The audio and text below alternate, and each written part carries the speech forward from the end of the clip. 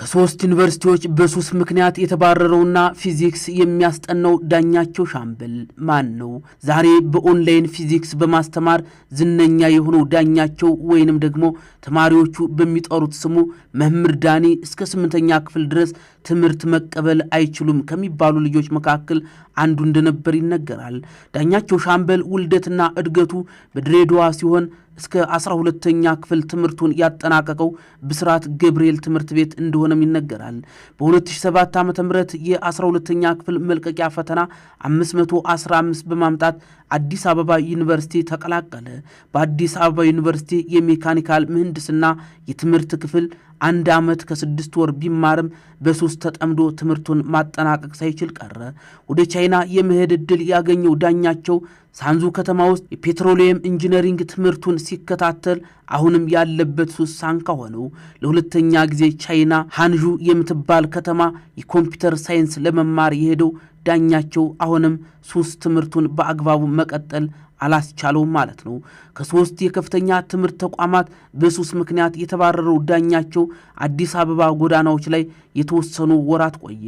ድሬዳዋ እያለሁ ይላል ከትምህርት ቤት ከቤት ትምህርት ቤት የምን ልጅ ነበርኩ የሚለው ዳኛቸው ከቤተሰብ ተለይቶ ወደ አዲስ አበባ ሲመጣ ግን ሁሉንም ነገር መሞከር ያምሬ ነበር ይላል። ከዚያ ሲጋራ፣ ጫት እየቆየ ደግሞ የተለያዩ አደንዛዥ እጾችንና መጠጥን መጠቀም ጀመረ። ቻይና የትምህርት ዕድል አግኝቶ በሄደበት ወቅትም ከሱስ ወጥቶ ትምህርቱ ላይ ለማተኮር ለራሱ ቃል ቢገባም ከራሴ ጋር ስለተጣበቀ አልቻልኩም ይላል። ቻይና ዩኒቨርሲቲዎች ውስጥ ሳለ በዙሪያው ያለ ገደብና ከልካይ ሲጃራ የሚያጨሱ ሰዎች ሲመለከት ከ3 ቀን በላይ ከሱስ ተነጥሎ መቆየት አልሆነለትም። በቻይና ቆይተው በነበረበት ሱስ ምክንያትም በፖሊስ ቁጥጥር ስር ውሎ ለ10 ቀን ከታሰርኩ በኋላ ነው ወደ ኢትዮጵያ የተመለስኩት ይላል። ዳኛቸው ቤተሰቦቹ ከቻይና መመለሱን እንዲያውቁ አልፈለገም። ስለዚህ ሰፊዋ አዲስ አበባ አንድ ጎዳና ጥግ ተሸሽጎ መቅረትን መረጠ። በሱስና ተስፋ መቁረጥ ወደ ጎዳና ሕይወቱ መግባቱን የሚናገረው መምህር ዳኛቸውም ከአዲስ አበባ ጎዳናዎች በቀጥታ ያመራው ወደ ቢሾፍቱ ነበር። ወደ ቢሾፍቱ ለምን እንደሄደ ሲጠየቅ ቢሾፍቱን የማውቃት ድሮ ነው፣ አዲስ አበባ ዩኒቨርሲቲ እያለው የሜካኒካል ምህንድስና ትምህርት ክፍል ስማር አንድ ትልቅ ፕሮጀክት ለመስራት ወደዚያ ሄጄ ነበር ይላል። ቢሾፍቱ በሱስ ዓለም ሲምቧቸር ሕይወቱ የበለጠ እየከበደው መጣ። በልቶ ማደር ችግር ሆነ። ከሱስ አልፎ ሆዱን ማስታገዝ ጥሙንም ማርካት አልቻለም። ስለዚህ ጥሏት የመጣው አዲስ አበባ ናፈቀችው። ማንም ሰው የማያውቀኝ ቢሾፍቱ ከመሞት ትንሽ ሰው የሚያውቀኝ አዲስ አበባ ሄጄ ብሞት አስከሬኔን ለቤተሰብ ለመላክ እንኳ ይቀላል በማለት ነበር ሲያስረዳ የተናገሩ።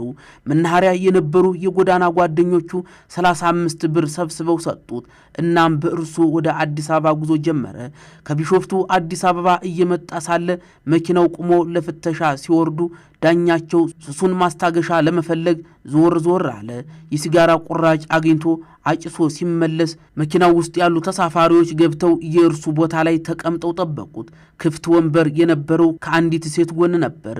አጠገብ ለአጠገብ ተቀምጠው ሲያወሩ ታሪኩን ሲያካፍላትም ይቺው ሴት አዘነችለት። እንደምትረዳይ ቃል ገባችልኝ ይላል ሁኔታውን ሲያስታውስ። በወቅቱ መስተንግዶ እየሰራች በሬፍት ቫሊ ዩኒቨርሲቲ ነርሲንግ ትማር የነበረችው ይህች ሴት ለዳኛቸው ሕይወት መለወጥ ምክንያት ሆነች። እርሷ በቢሾፍቱ ትንሽ ቤት ተከራይታ የምትኖር ቢሆንም ለዳኛቸው ያላትን ለማካፈል የሚተኛበት አነስተኛ ፍራሽ ለመዘርጋት አላመነታችም።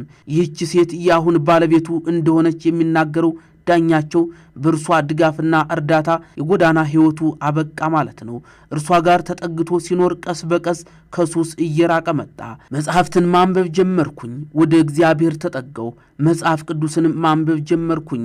ከዚያ በኋላ ሱስ እርግፍ አድርጎ መተውን ያስረዳል። ሕይወቱ መልክ እየያዘ የመጣው ዳኛቸው ተማሪዎች የከበዳቸውን የሂሳብ የፊዚክስ ትምህርት ሰብሰብ አድርጎ ማስተማር ጀመረ። በኮሮና ወቅት በቤተ ክርስቲያን ውስጥ አንድ ክፍል ተሰጥቶኝ አስተምራቸው የነበሩ የ8ኛ ክፍል ተማሪዎች ነበሩ የሚለው ዳኛቸው ከኮሮና በኋላ በአንድ ወር ውስጥ ተዘጋጅተው ለ8ኛ ክፍል ማጠቃለያ ፈተና እንዲቀመጡ ሲነገራቸው ትምህርት ቤቱ ፊዚክስ መምህሩ ለቆበት ስለነበር አንድ ተማሪ የእርሱን ስም አንስቶ ለርዕሰ መምህሩ ነገራቸው። መምህር እስክንቀጥር ድረስ ክፍሉን ያዝልኝ ብለው አስገቡኝ ይላል አጋጣሚውን ሲያስታውስ። እንዲያስተምራቸው ሳይሆን እንዳይረብሹ እንዲቆጣጠር ክፍል ውስጥ የተመደበው ዳኛቸው ግን ከተማሪዎቹ ጋር በሂሳብና ፊዚክስ ጨዋታ ጀመረ። ተማሪዎቹ ወደዱት። የትምህርት ቤቱ ርዕሰ መምህር አስተያየት ሲሰበስቡ ጥሩ ነገር ስለሰሙ ቀጠሩት።